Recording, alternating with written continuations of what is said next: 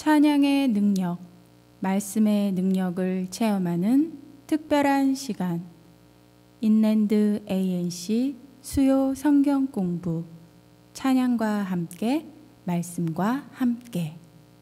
네, 사도행전 16번째 성경 공부 시간입니다. 16번 동안 이렇게 한 번도 빠짐없이 공부에 나온 우리 성도님들 하나님 기억하실 것입니다. 오늘도 우리 사도행전 성경 공부하러 나오셨을 텐데 기도하고 시작하겠습니다. 하나님 감사합니다. 우리 사도행전 성경 공부 시간을 허락해 주심에 감사드리고, 수요일 저녁마다 이 시간을 사모하면서 나오는 우리 성도들 한 사람 한 사람을 기억하여 주시옵소서. 말씀을 깨닫는 그 지혜를 또 허락해 주시고, 하나님께서 주시는 말씀이 우리 공부하는 모든 성도들에게 그 삶의 능력으로 임하기를 원합니다. 하나님, 오늘도 성령의 그 도우심을 구합니다.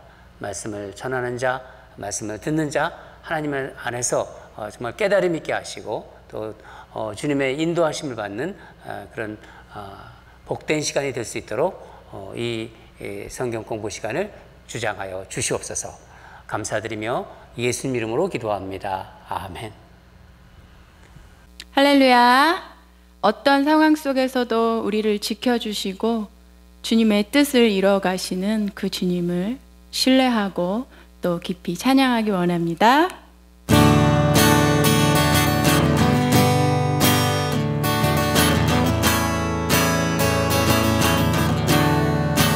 하나님의 은혜로 있을 데 없는 자 왜 구속하여 주는지 난 알 수 없도다. 내가 믿고 또 울지 않을 내 모든 형편 잘 아는 주님 늘 돌보 주실 것을 나는 확실히 아네.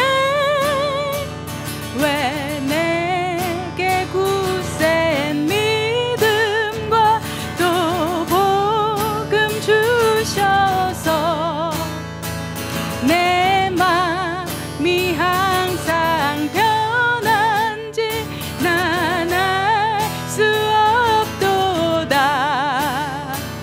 내가 믿고 또 울지 않을 내 모든 형편 잘 아는 주님 늘 돌보 주실 것을 나는 확실히 아네. 왜 내게 성령 주셔서 내 마음을 감동해 주 믿게 하는지 난 알 수 없도다. 다시 한번 왜 내게 성령 주셔서 내 마음을 감동해 주 예수 믿게 하는지 난 알 수 없도다. 내가 믿고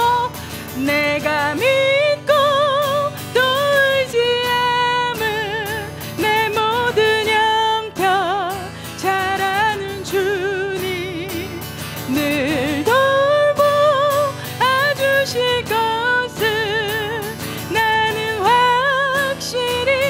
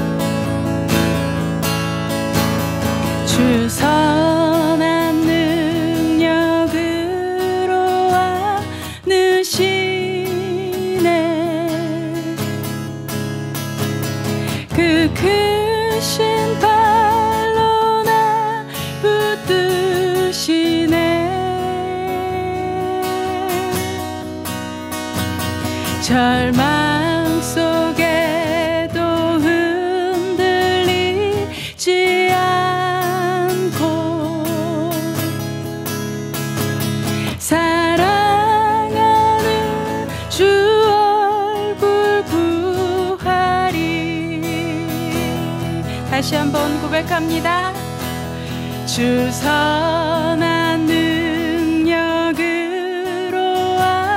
안으시네. 그 크신 발로 날 붙드시네.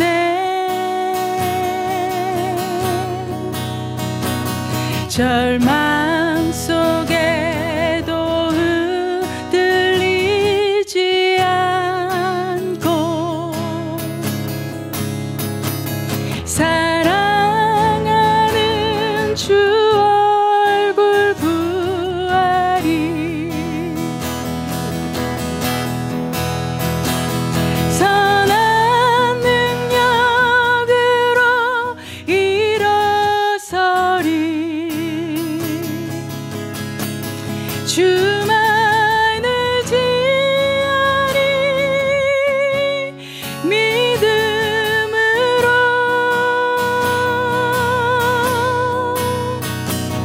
우리 고대 안에 주 오실 그날 영광의 새날을 맞이하리. 이전에 괴로운 날에 워싸고 고난의 길을 걷는다 해도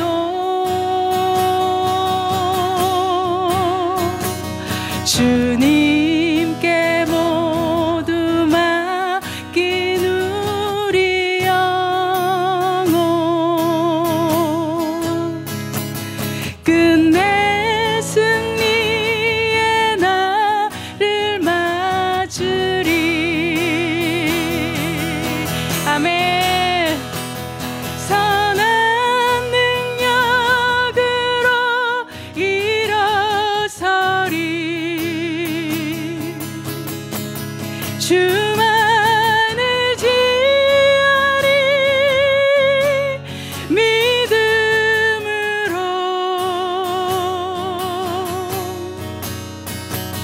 우리 고대 안에 주 오실 그날 영광의 새날을 맞이하리.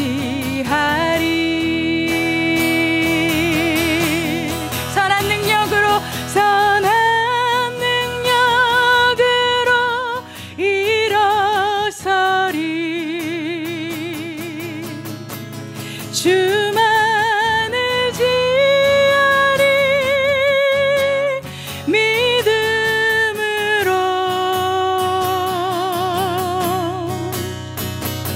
우리 고대 안에 주 오실 그날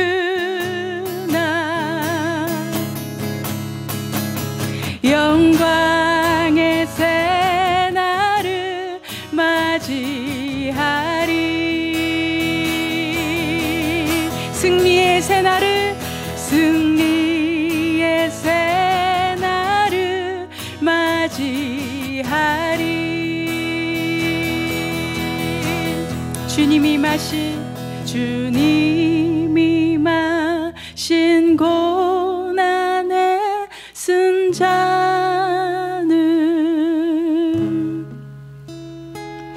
우리도 감사하며 받으리.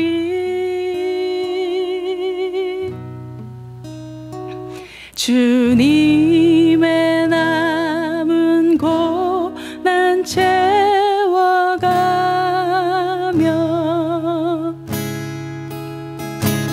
예수와 복음 위에 살리라. 예수와 복음 위에 살리라.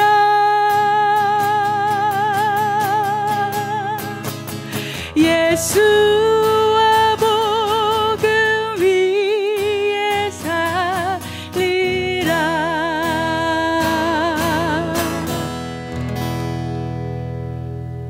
아멘. 사도행전 성경 공부 이제 거의 막바지에 와 있습니다.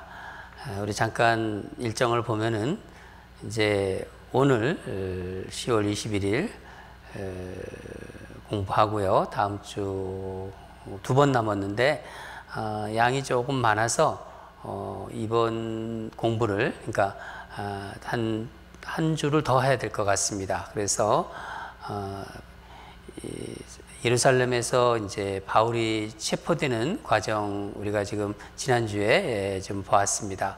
이번 주에 이제 재판받는 과정인데 그 과정이 조금 기릅니다. 그래서 또 중요한 내용도 있고 그래서 한 주 더 하도록 하고요. 그 다음 주에 이제 바울이 로마로 가는 그 여정이 이제 본격적으로 시작되는데 그 두 주에 거쳐서 이렇게 마치도록 하겠습니다. 그러니까 전체는 이제 앞으로 한 3번이 더 남은 거죠. 그래서 그렇게 생각하시면 되겠습니다. 오늘 공부할 거 우리 잘 간단한 좀 개요를 좀 보도록 하겠습니다. 파워포인트 이제 보시면서 로마로 가는 길이 참 험난해요. 로마로 가는 길이 이제 배 타고 가는 그런 것만 생각하니라 그 로마로 가기까지가 얼마나 험난한 길인지 오늘 말씀에도 이제 나옵니다. 그래서 제가 제목을 로마로 가는 험난한 길 1 그렇게 했습니다. 두 2가 있겠죠.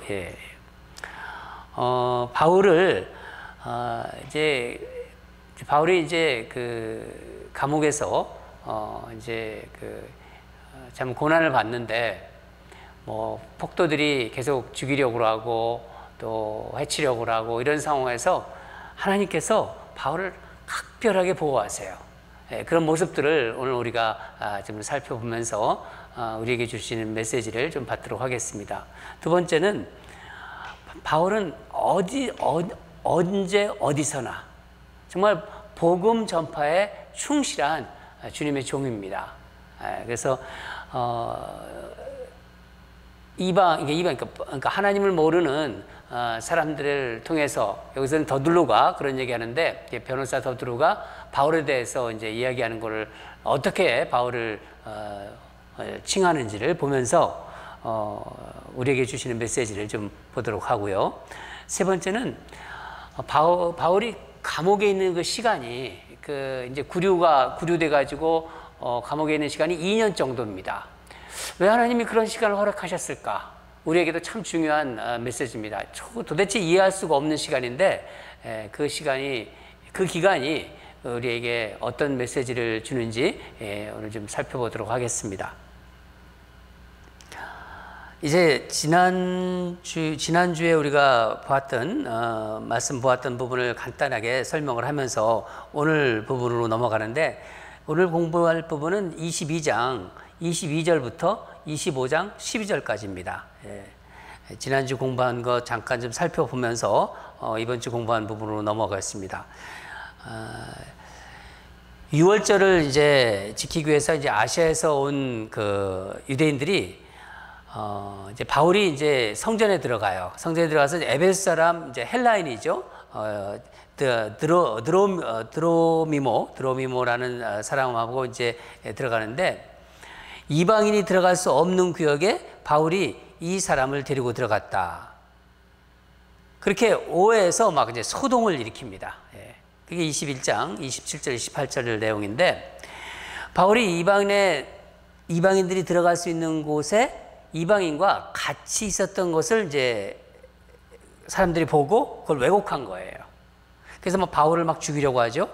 이 소동이 이제 막 크게 나가지고 천부장에게 알려지고 바울이 이제 로마 군인들에게 이제 체포당합니다. 이런 경황 중에 어떻게 합니까? 바울이 이제 이 기회를 이용해서 또 복음을 전하고 싶다 이런 마음이 있었겠죠. 그래서 말할 수 있는 기회를 달라고 이제 천부장에게 요구하죠.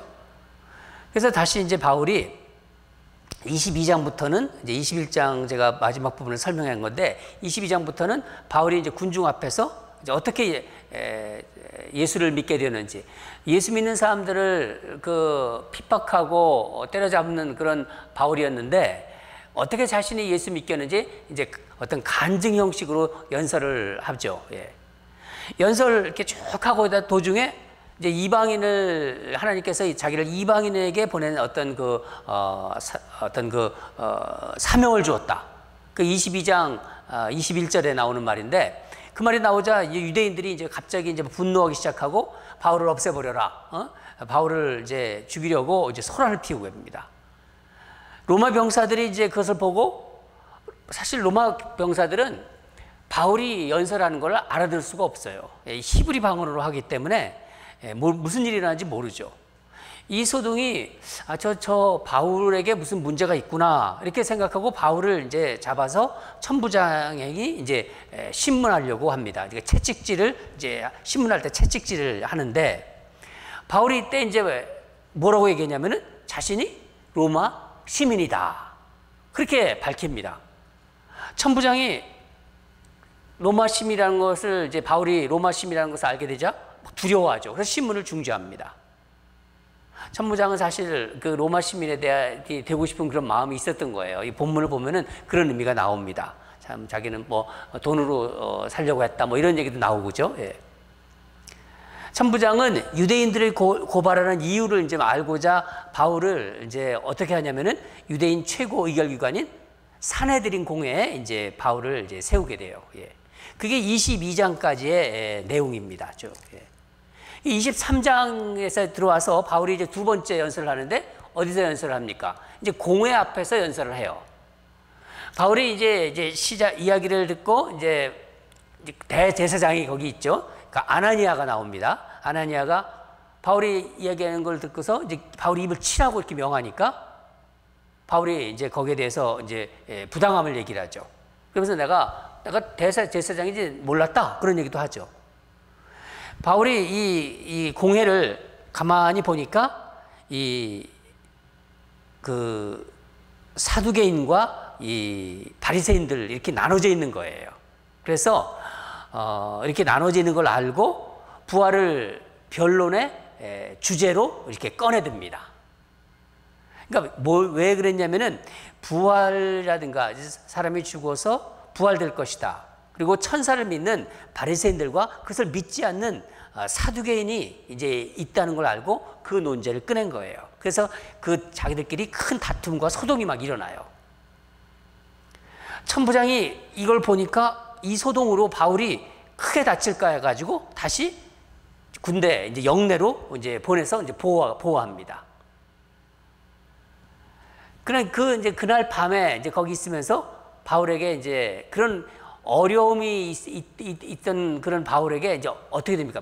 주님께서 나타나세요. 주님께서 옆에 이제 본문을 보면은 나타나셔서 위로하시고 바울에게 해야 할 사명을 다시 확인시켜줘요.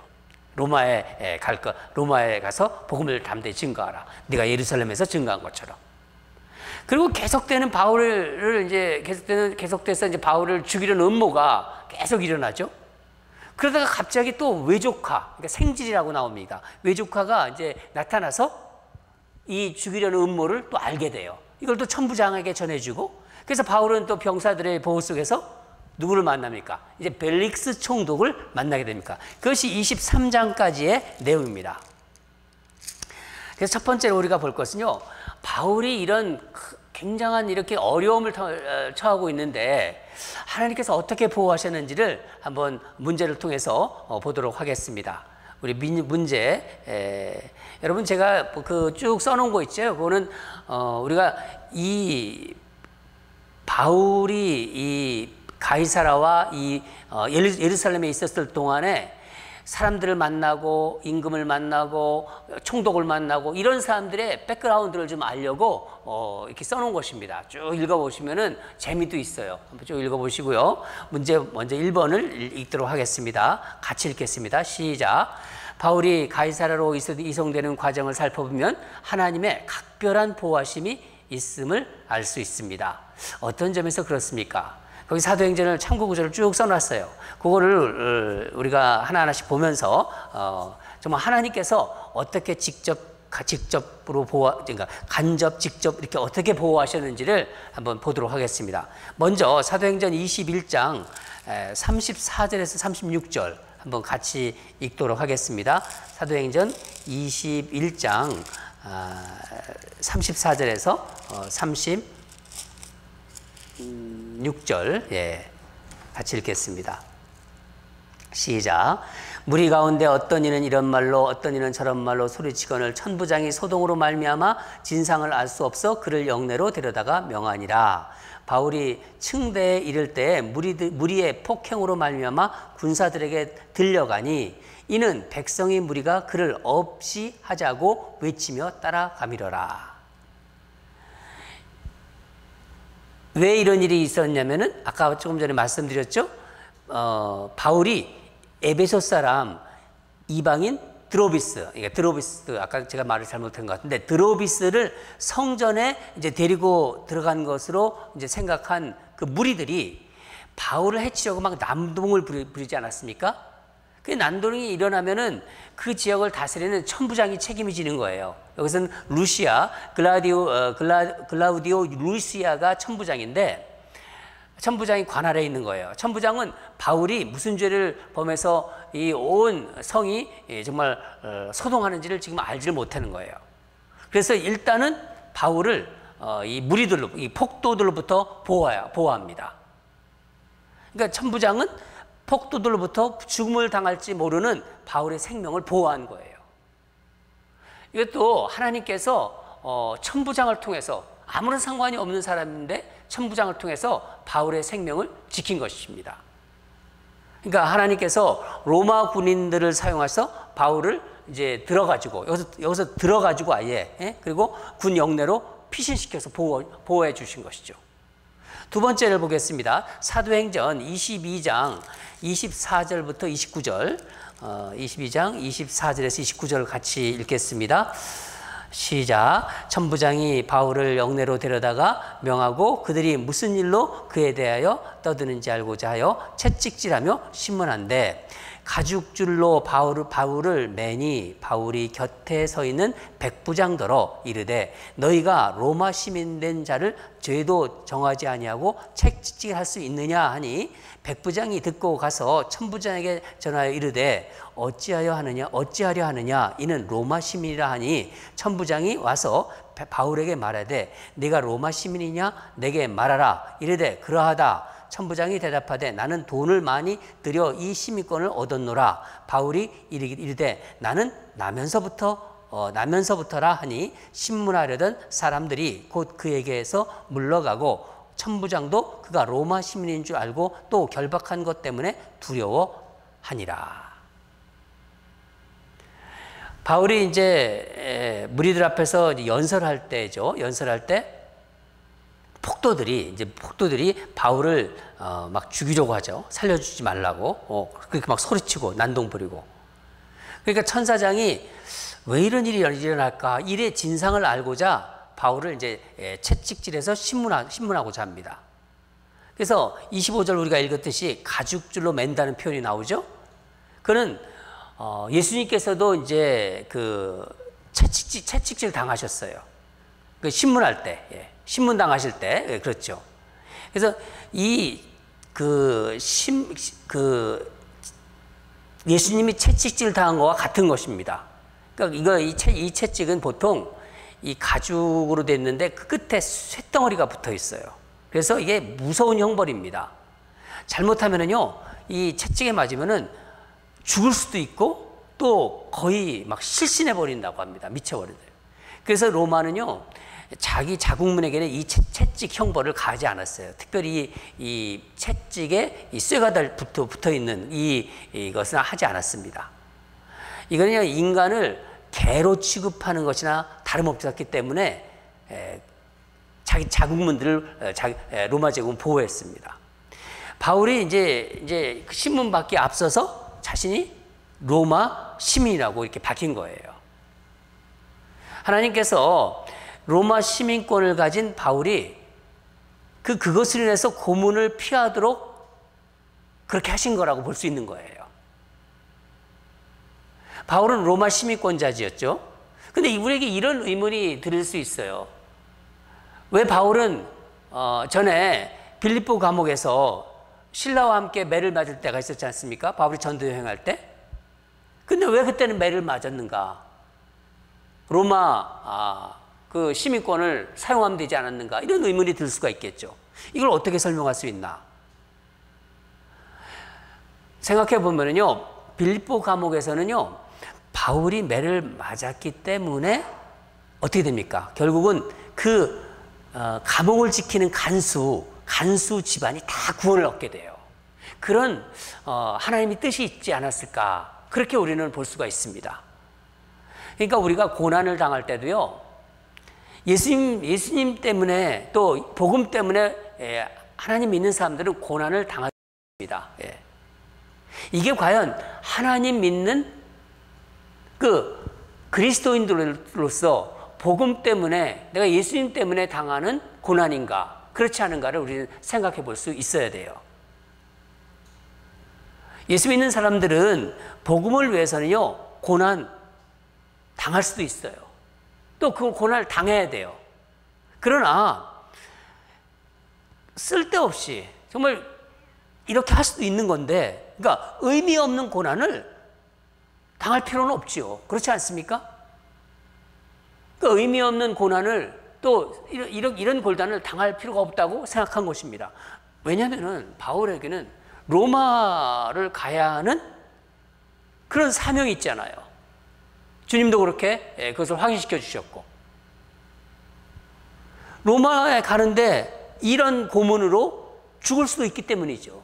그렇지 않습니까? 그러니까 우리가 고난을 당할 때, 예수 믿는 사람들은 세상에서 고난 당할 수 있습니다. 내가 이 예수님 때문에 고난을 당해야 되는지 말아야 되는지, 그걸 우리는 생각을 해봐야 된다는 것입니다. 주님 때문에 당하는 고난이다. 그럼 기꺼이 받아야죠. 그렇지만은 쓸데없는 고난은 당할 필요가 없는 것입니다. 세 번째, 또 어떻게 하나님께서 우리 바울을 지켰는지 보겠습니다. 주님이 지키셨죠. 사도행전 23장 11절 한번 같이 읽겠습니다. 쭉 23장 11절입니다. 시작. 그날 밤에 주께서 바울 곁에 서서 이르시되 담대하라. 내가 예루살렘에서 나의 일을 증언한 것 같이 로마에서도 증언하여라 하리라 하시니라. 그날 밤에 바울이 막 죽을 뻔했어요. 근데 그날 이제 거의 그래가지고 군인들에 의해서 보호를 받죠. 근데 그날 밤에 주께서 바울 곁에 서서 이르시되, 이렇게 말씀해요. 담대하라. 내가 예루살렘에서 나의 일을 증언한 것 같이 로마에서도 증언하여라 하리라. 그렇게 알려주신 거예요. 주님이 직접 위로하시고 바울의 두려움을 없애주신 거예요. 사실 보면은요, 바울은 계속해서 그 죽음에 바울을 죽이려는 사람이 있었던 거예요. 그러니까 12절하고 14절 보면은 한번 같이 읽을까요? 23장 12절에서 14절 같이 읽겠습니다. 시작. 날이 새매 유대인들이 당을 지어 맹세하되 바울을 죽이기 전에는 먹지도 아니하고 마시지도 아니하겠다 하고 이같이 동맹한 자가 40여 명이더라. 대사장들과 장로들에게 가서 말하되 우리가 바울을 죽이기 전에는 아무것도 먹지 않기로 굳게 맹세하였으니.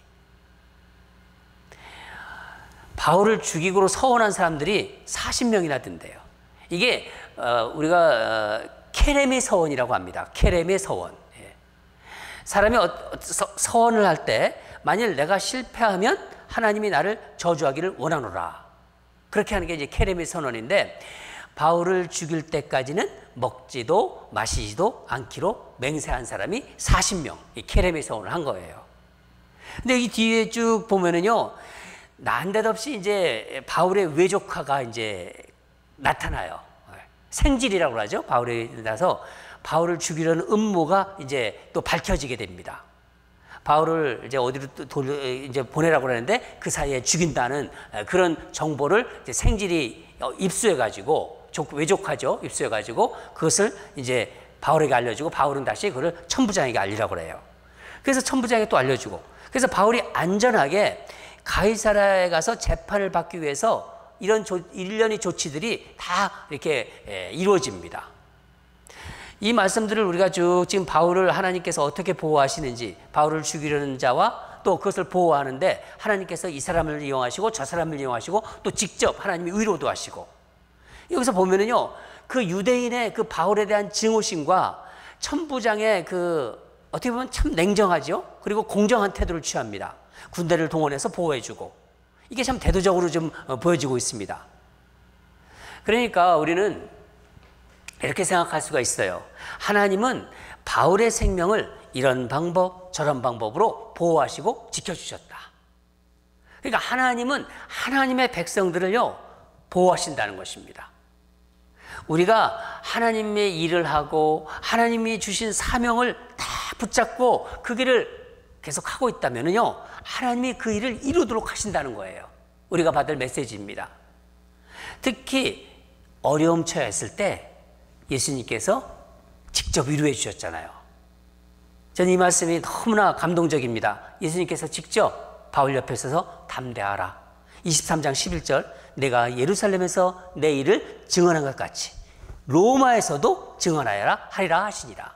얼마나 정말 위로가 되고 힘이 납니까? 우리 예수님께서 직접 이렇게 말씀해 주셨으니 얼마나 정말 더 이상 바랄 게 뭐가 있어요. 그러면 되지 않겠습니까? 우리가 하나님 일할 때 또 하나님 주신 사명 가지고 가장 그것을 붙잡고 나갈 때, 여러 가지 고난과 어려움이 있을 때 하나님께서 꿈으로도 나타나시고 또 환상으로도 나타나셔서 위로하실 때가 있어요. 또 사람들을 통해서 또 얘기해 주시고, 그럴 때 그 길을 계속 가는 것입니다. 우리가 받아야 할 첫 번째 메시지고요. 이제 24장으로 넘어갑니다. 24장으로 넘어와서 이제 바울이 이제 누구 앞에서죠? 총독 베스도 벨릭스 앞에서 이제 재판을 받게 됩니다. 그때 이제 대제사장 아나니아가 변호사를 데리고 와요. 그 유명한 이제 더둘로 변호사와 함께 이제 바울을 고발합니다. 바울에 대해서 어떻게 말하는지 한번 보도록 하겠습니다. 24장인데 문제를 이제 같이 풀면서 보도록 하겠습니다. 2번을 같이 읽겠습니다. 시작. 아나니아와 장로 측 변호사 더둘로가 총독 벨릭스에게 바울을 고소하면서 제기한 고소 내용이 무엇입니까? 또 이에 대한 바울의 주장은 무엇입니까? 더둘로가 고소한 게 무엇이죠? 본문을 좀 보겠습니다. 사도행전 24장 5절을 같이 읽겠습니다. 시작. 우리가 보니 이 사람은 전염병 같은 자라. 천하에 흩어진 유대인을 다 소욕해 하는 자요 나사렛 이단의 우두머리라. 바울을 소란의 선동자, 그렇게 보는 거예요. 그리고 전염병 같은 자라. 이거는 왜 이렇게 얘기했냐면은 어떤 의도가 있는 거예요. 백성을 이렇게 막 소요시키는 거를 그렇게 하면은 로마 정부가 싫어하거든요. 그걸 용납하지 않는 로마 정부를 좀 이용하려고 하는 이런 아주 간교한 계획이죠. 더둘로가 이렇게 한 것입니다. 또 어떻게 했는지 24절 5절 보면은, 우리가 24장 5절 하반부 말씀 보면은 바울을 나사렛 이단의 우두머리라 이렇게 하잖아요. 그럼 무슨 얘기냐? 이거는 바울을 이제 그 메시아 운동과 이렇게 열광시켜 가지고 사람들을 막 흥분시키고 막 피를 보게 하는 봉기로 그걸 그렇게 선동하게 한 사람으로 몰려는 거예요. 로마 정부가 이것을 용납하지 않거든요. 그걸 다 이용하려고 하는 그런 더둘로의 술책입니다. 또 24장 6절을 보면은 바울이 성전을 더럽게 한 자다, 그렇게 고소하죠. 제사장들의 그 권리와 율법을 범했다. 이제 그런 걸 얘기하는 거예요. 이건 뭐냐면은 제사장들과 사두개인들이 로마에 협조하는 인물들인데 그것을 이제 우리는 친로마 편이다 하는 것을 은연중에 강조하는 거예요. 이에 대해서 바울이 어떻게 주장합니까? 담담하게 사실만 증거합니다. 나는 결코 소요를 일으키는 자가 아니다. 24장 11절에서 13절인데 보면은 이제 나오죠. 바울이 이제 변명을 하죠. 11절부터 13절. 당신이 11절 보면 당신이 아실 수 있는 바와 같이 내가 예루살렘에 예배로 올라간 지 열 이틀밖에 안 되었고 그들이 내가 성전에서 누구와 변론하는 것이나 회당 또는 시중에서 무리를 소동케 하는 것을 보지 못하였으니 이제 나를 고발하는 모든 일에 대하여 그들이 능히 당신 앞에 내세울 곳이 없나이다. 소요를 일으키는데 관심이 없다는 거예요. 예루살렘에 예배로 온 지도 10일밖에 안 됐다. 시간적인 여유가 그런 걸 할 수가 없다. 더둘로의 세 가지 목록이 다 그 제목이 모두 근거 없다는 것을 반박한 것입니다. 나는 결코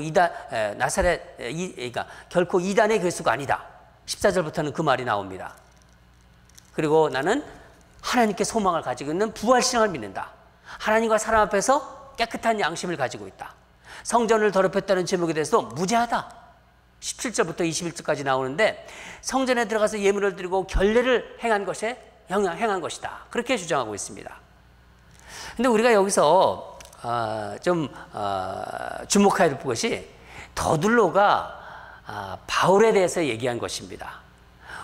24장 5절인데 우리가 보니 이 사람은 전염병 같은 자라. 그렇게 얘기하지 않습니까? 전염병이 뭐예요? 그때는 이제 이 재앙인데 이 페스트 흑사병을 얘기하는 거예요.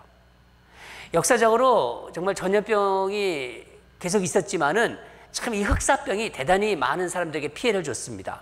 수많은 인명을 앗아갔습니다. 무서운 병이죠. 사실 요즘에 그 코로나 바이러스 이것도 굉장히 전염률이 높지 않습니까?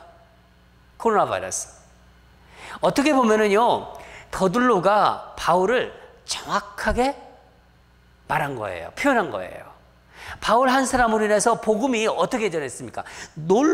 정말 놀라울 만큼 빠른 속도로 지금 전파되고 있는 거예요. 그러니까 어떻게 된 거예요? 마치 전염병 같지 않습니까? 한 사람 그 전염 걸려서 그 사람과 접촉이 되면은 다 퍼지지 않습니까? 마치 코로나 바이러스처럼. 바울은 지금 쇠고랑을 이렇게 차고 있지만은 하나님의 능력에 사로잡힌 바울 앞에서는요, 모든 사람들이, 그러니까 여기서 벨릭스 총독이나 나중에 이제 아그리빠 왕도 나오죠. 이런 사람들이 다 복음을 듣게 되는 거예요. 얼마나 우리에게 도전이 되는지 모르겠습니다. 예수님을 믿는 사람들은 바울처럼, 그러니까 진정으로 예수를 내가 믿고 있다. 진정한 예수님의 제자는 바울처럼 복음의 전염병이 되어야 되는 거예요.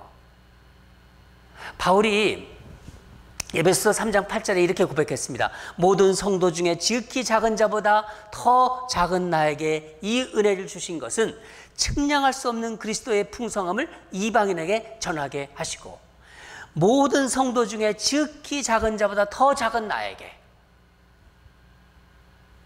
저는 이 표현이 참 감동스러워요. 바울이 지금 사슬에 매어인 그 사도의 모습이에요. 그래서 사실 세상에서는 별 볼 일 없는 그런 모습이죠. 가장 작은 자보다 더 작은 무력한 모습이지만은 정말 복음을 전하는 데는 담대한 능력의 종입니다. 얼마나 우리에게 도전이 됩니까? 저는 우리 성도들이, 저도 그렇고 우리 ANC 성도들이 있는 논누리교 ANC 성도들이 가면 주변이 다 복음으로 전염된다. 그렇다면요, 얼마나 하나님이 기뻐하실까요? 하나님이 사용하는 인생입니다. 이 더둘로가 얘기하는 우리가 보니 이 사람은 전염병 같은지라. 우리가 보니 ANC 모든 교인들은 전염병 같은 자라. 저는 그런 마음이 오늘 이 성경 공부 이렇게 하면서 계속 제 마음을 울렸습니다. 그렇게 될 줄 믿습니다. 예. 이제 벨렉스가 양쪽의 이야기를 못 듣고 어떻게 해요? 재판 딱 중지해요. 그리고 이제 천부장 이제 루시아가 올 때까지 판결을 미룹니다. 사실 왜 그런 짓을 하냐면은 제가 우리 성경부 교재에 벨릭스에 대해서 썼지 않습니까? 이 벨릭스가 여러 가지 이제 자료를 가지고 그것을 쓴 거예요. 사실 벨릭스가 뇌물을 좋아합니다. 그래서 뇌물을 어떻게 해서 바울에게 뇌물을 받을까 이런 궁리로 바울을 붙잡아 둔 거예요. 한편으로는 또 유대인들의 마음을 이렇게 얻고자 바울을 이렇게 구류해 놓은 것입니다. 이제 새 총독으로 이제 베스도가 오면서 재판 권한이 베스도로 넘어가요. 또 여기서부터 이제 바울이 전체적으로 한 2년 동안의 감옥살이가 시작됩니다. 제가 하나의 주제로 낸 부분인데 이해할 수 없는 이 시간이 이제 다가오는 거예요. 25장까지 보면은 이게 바울에게 왜 필요했을까? 정말 이해할 수가 없어요. 그래도 하나님이 선하신 뜻이 있을 것이라고 믿어야겠죠. 예. 근데 여기서 우리가 이 말씀을 계속 곰곰이 우리가 묵상해 보면요, 생각해 볼 것이 있습니다. 우리 인생에도요, 어떤 기간을 딱 만났을 때 이게 선뜻 이해가 안 되는 그 시간이 있어요. 바울은 왜 하나님은 이 시간을 허락하셨을까? 이 재판받는 시간. 바울에게는 무슨 마음이 있었냐면은 내가 죄도 안 지었는데 무죄를 받고 로마에 가고 싶어 했어요, 바울은. 근데 이 시작된 재판이 끝나질 않는 거예요. 그냥 바로 그냥 끝나고 그냥 로마로 가면 좋겠는데 끝나질 않는 거예요. 베스도가 어떻게 합니까? 처음부터 이제 부임하니까 유대인들하고 좋은 관계를 맺기 위해서 또 예루살렘에 유대인을 또 찾아갑니다. 가서 만납니다. 또 거기 가서 유대인들이 얘기를 듣고 또 바울을 처리해달라고. 베스도가 재판을 끝내질 못해요. 예루살렘으로 갔다가 가이사라로 왔다가 왔다 갔다 합니다. 다시 유대인들이 바울을 예루살렘에 데려오라고 또 하고, 베스도는 또 그 유대인들이 환심을 얻기 위해서 예루살렘에 가서 신문 받겠냐 또 물어보고, 아주 답답하고 정말 짜증나고 힘든 그런 시간입니다. 이게 뭐 한 몇 개월이라면 이해가 안 되는데 장장 2년 동안에 이런 기간이 있었던 거예요. 근데 바울이 어떻게 합니까? 마지막으로 막바지에 바울이 결정합니다. 우리 다 같이 25장 10절에서 12절을 읽겠습니다. 25장 10절에서 10절에서 12절 같이 읽으면 시작. 바울이 이르되 내가 가이사의 재판 자리 앞에 섰으니 마땅히 거기서 신문을 받을 것이라. 당신도 잘 아시는 바와 같이 내가 유대인들에게 불의한 일을 행한 일이 없나이다. 만일 내가 불의를 행하여 무슨 죄를 지었으면 죽기를 사용하지 아니할 것이나, 만일 이 사람들이 나를 고발하는 것이 다 사실이 아니면 아무도 나를 그들에게 내줄 수 없나이다. 내가 가이사에게 상소하노라 한데, 베스도가 배석자들과 상의하고 이르되 내가 가이사에게 상소하였으니 가이사에게 갈 것이라 하니라. 25장 11절 마지막 부분에 내가 가이사께 상소하리라, 이게 중요한 의미가 있는 것입니다. 여러분, 이게 무슨 의미가 있을까요? 문자적으로는 가이사, 로마 황제예요. 로마 황제 가이사 앞에 선다는 말이지만 영적인 의미는 더 큰 의미가 있는 거예요. 나의 모든 것을 이제 하나님께 다 맡긴다는 거예요. 맡긴다는 것입니다. 아까도 말씀드렸지만은 바울은 무죄를 받고 로마에 가려고 했어요. 그러나 재판 중에 이 선언을 하면서 지방정부의 판결이 딱 중지됩니다. 그리고 로마 황제 앞에 서야 하는 것입니다. 이게 바로 법이에요. 로마 시민에게 있는 이 제도를 바울이 사용한 것입니다. 그럼 그렇다면 뭡니까? 바울이 자기 생각을 내려놓은 거예요. 아마 왜 이런 결정을 했을까? 저는 계속해서 묵상해 봤는데, 바울에게 밤에 예수님께서 곁에 서서 위로해 주셨잖아요. 담대하라. 내가 예루살렘에서 나의 일을 증언한 것 같이 로마에서도 증언하리라. 그 말씀이 아마 바울의 이런 결정을 하게 한 어떤 계기가 되지 않았을까. 주님의 이 말씀에 이런 위로에 네가 로마에 가서 복음을 전할 것이다. 이렇게 이 말씀이 바울 자신의 어떤 생각을 내려놓은 것일지도 모른다. 이런 생각이 들었어요. 여러분, 이게 우리에게 참 중요한 메시지를 주고 있습니다. 우리에게는요, 인생에서 이해할 수 없는 시간이 주어질 때가 있어요. 아까도 말씀드린 것처럼. 아마 여러분 요즘 어떠십니까? 요즘 기간 같지 않으세요? 이 코로나 바이러스가 지금 7개월 이상 지금 지속되고 있어요. 우리를 정말 힘들게 하는 거는요, 이게 지금 언제 끝날 줄 모른다는 거예요. 아무도 몰라요. 그게 얼마나 힘들까. 답답하고 막 그냥. 지난번에 어떤 우리 집사님은 너무 답답하다는 거예요.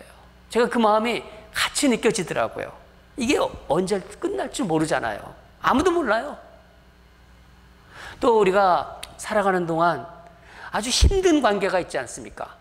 그게 정말 사랑하는 자녀 관계든, 자녀가 자기를 너무 힘들게 하는 때도 있고, 또 직장에서 동료가 힘들게 하는 그런 관계든, 또 부부 관계든, 정말 어떻게 할 수가 없는 관계잖아요.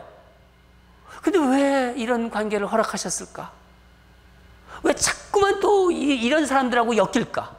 직장에서도. 끝내고 싶을 때 끝낼 수 없는 관계들이 있잖아요. 떠날 수도 없고, 이러지도 못하고, 저러지도 못하고. 또 어떤 거는 또 일이 또 풀리지 않아가지고 아주 답답한 시간이 있을 때가 있어요. 아주 미칠 것 같죠. 그때 저는 우리가 왜 하나님이 이런 관계를 허락하셨을까? 왜 하나님이 우리에게 이런 시간을 주셨을까? 나에게 왜 이런 시간을 주셨을까? 나 하나님께 다 맡겼다고 했는데, 그런데 그걸 돌아봐야 되는 거예요. 나는 다 내려놓았다고 하는데 여전히 내가 뭔가를 붙잡고 있는 게 있는 거예요. 그걸 생각해 봐야 되는 것입니다. 제가 99년에 미국에 올 때 하나님이 주신 비전을 가지고 미국에 갈 거라고 결정을 했고, 또 그렇게 준비했어요. 근데 막상 다 준비가 됐는데, 다 집 이사도 했고, 이제 그런 상황인데, 이제 미국에 오기만 하면 돼. 비자가 계속 리젝트 되는 거예요. 지난번에도 한번 말씀드렸어요. 첫 번째, 두 번째, 세 번째 리젝트 되면 못 들어가는 거예요. 두 번째까지 리젝트 되니까 아주 몸이 날더라고요. 온통 제가 미국에 들어와서 이제 공부할 일, 그런 것만 온통 제 머릿속에 있는데, 이게 세 번째 딱 비자를 신청하면 안 나오면 어떻게 끝나는 거 아닙니까? 못 들어가는 거예요. 저는 반드시 들어가서 해야 될 일이 있고, 또 공부도 하고, 또 계획을 세웠었어요. 온통 거기에 머릿속에 있는데, 나는 이제 하나님이 비전을 주셨기 때문에 그렇게 해야 된다고 생각했는데, 온통 그쪽만 생각을 하고 있었죠. 그리고 나는 하나님께 맡겼다고 생각했어요. 그런데 마지막 세 번째 이제 비자가 리젝트 되면 못 들어간다고 생각을 하면서 제가 그날 새벽 기도를 하는데, 그때 제가 눈물이 나더라고요. 눈물이 나오면서 제가 어떤 기도를 했냐면은, 하나님, 나 이제 안 들어가도 좋습니다. 아예 나 미국에 안 가도 좋습니다. 하나님께 정말 다 맡기겠습니다. 나 안 들어가도 하나님이 있고 이곳에서 이제 또 새로운 일을 하라고 또 주신 거라고 생각을 하고, 새로운 계획을 가지고 하나님이 이 일을 위해서 하겠습니다. 그렇게 기도를 하고 울면서 벌목 기도했어요. 그날 딱 비자가 나왔어요. 전보다 제가 주님을 더 의지하게 되었어요. 저를 뒤돌아보면 아직도 많은 부분이, 부족한 부분이 있지만 그렇습니다. 그런데 제가 하나님께 맡긴다고만 했는데 맡기는 척만 한 거예요. 여러분, 관계 문제도 그래요. 직장에서도 그래요. 그 사람과 관계가 어쩔 수 없이 가야 된다면요, 그 관계를 받아들이십시오. 자녀와의 관계도 정말 내 사랑하는 자녀지만은 이러지도 못하고 저러지도 못하고 나를 힘들게 하고 그런 관계도 받아들이셔야 됩니다. 우리는 몰라요. 하나님이 필요하시니까 허락한 거예요.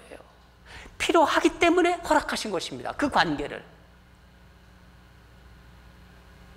나는 내려놨다고 하는데 사실 다 내려놓은 게 아닙니다. 인생에 풀리지 않는 대부분의 이야기는요, 내가 달라져야 풀리기 시작해요. 어떤 사건이 일어난다, 어떤 일이 일어난다, 그 해석이 달라져야 합니다. 내 중심으로 보지 말고 하나님의 마음, 하나님의 시각으로 그것을 정리하는 시간이 있어야 돼요. 그게 온전히 맡기는 거예요. 맡겼다고 그러는데 안 맡긴 게 있는 거예요. 달라지지 않는다면은. 로마를 가는 길이 이렇게 험난한 것입니다. 사실 이거는요, 우리 인생을 얘기해 주는 거예요. 우리 인생길이 한 단면, 이렇게 험한 면이 있다 하는 것을 오늘 성령님께서 우리에게 주시는 것입니다. 오늘 3가지 공부를 했습니다. 복음을 전하는데 고난받는다. 하나님이 일을 할 때, 주신 사명을 이루러 갈 때 고난이 오면 주님께서 보호하시고 지키신다. 우리 그 메시지를 받아야 합니다. 바울을 특별히 보호하시는 하나님, 그날 밤에 주께서 얼마나 하나님이 직접 무료하시잖아요. 우리가 하나님의 무료를 받으면 되는 거예요. 첫 번째 메시지고요. 바울을 고소할 때 더둘로가 한 말, 이 사람은 전염병 같은 자라. 우리도 예수를 믿는 사람으로서 복음을 전하는 우리 ANC 교인들이 어느 사람들을 만난다. 우리 ANC 교인들은 복음에 전염병 같은 자가 다 ANC 교인들이다. 그런 우리가 이야기를 들으면요, 그럼 되는 거예요. 코로나 바이러스가 무서운 게 아니라 ANC 교인들을 만나면은 복음의 전염이 된다. 그런 얘기를 들으면요, 하나님이 기뻐하시죠. 얼마나 좋습니까? 네. 세 번째는요, 우리가 오늘 꼭 붙잡아야 될 메시지입니다. 내 인생에서 정말 이해할 수 없는 시간, 그런 기간이 있을 때 바울이 가이사께 상소하리라. 이 말은 하나님께 호소한다는 거예요. 지금까지 하나님 호소하지 않았습니까? 호소했어요. 그렇지만은 바울이 또 진정 내려놓은 게 있는 거예요. 나를 정말 내려놓아야 한다는 것입니다. 내려놓았다고 하는데 놓지 않은 것이 있다는 것입니다. 내려놓지 않는 게 있다는 것입니다. 내려놓은 척만 한 거예요. 포기하는 척만 한 거예요. 관계도 어쩔 수 없는 관계라면요, 받아들이세요. 부부관계, 자녀관계, 직장에서 동료관계, 어쩔 수 없다면 받아들이셔야 합니다. 필요하니까 하나님이 허락하신 것입니다. 내가 달라져야 돼요. 내가 보는 시각이 달라지고 하나님의 시각으로, 하나님 마음으로 보아야 됩니다. 오늘 3가지 우리가 살펴보았습니다. 하나님께서 우리에게 주시는, 오늘 성경 공부를 통해서 주시는 바울을 로마로 이끌어가면서 바울이 받는 환란 속에서, 고난 속에서 우리에게 주시는 메시지입니다. 우리 기도하고 마치도록 하겠습니다. 하나님 아버지, 감사합니다. 오늘도 수요일 저녁에 사도 바울을, 이 삶을 우리가 살펴보았습니다. 특별히 이제 로마로 가는 그 험난한 과정에서 바울이 겪는 그런 고난 속에서 하나님께서 바울을 이런저런 모습으로 보호하시고 지키시는 모습에 큰 은혜를 받았습니다. 하나님 아버지, 또한 우리가 정말 하나님을 믿는 사람들인데 바울이 이 전염병 같은 자라고 더둘로를 통해서 그런 말을 들었던 것이 얼마나 도전이 된지 모릅니다. 우리는 복음에 정말 전염병이 된 전염병 같은 자라는 그런 말을 듣고 싶습니다.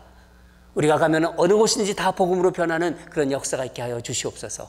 또한 우리가 알 수 없는, 정말 이해할 수 없는 고난의 시간, 그런 정말 어떻게 하든 미칠 것 같은 그런 어떤 시간이 있을 때, 그런 관계가 있을 때, 그런 일이 그런 어떤 사건이 있을 때 나에게 허락하신 하나님의 뜻이 있다는 것을 우리가 알게 하여 주시옵소서. 하나님이 내게 필요하니까 그 관계를 허락하시고 그 어려운 일을 허락하십니다. 지금의 이 코로나 바이러스 기간이 얼마나 힘들고 정말 답답한지 모르겠습니다. 하나님, 그러나 우리가 기다릴 것입니다.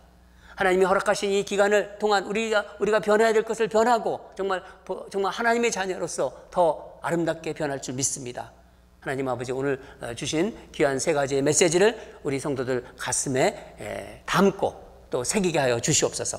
그리고 주신 말씀대로 살아가는 그런 귀한 우리 성도들 되도록 역사하여 주시옵소서.